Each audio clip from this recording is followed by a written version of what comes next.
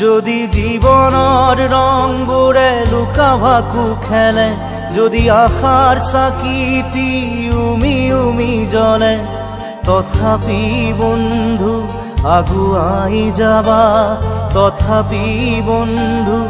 আগুৱাই যাবা, পিছলৈ ঘূৰি নাচাবা। যদি জোনবেলি তৰায়ো মুখ ঢাকে, যদি মুক্ত আকাশৰ ৰদেও নাহে, তথাপি বন্ধু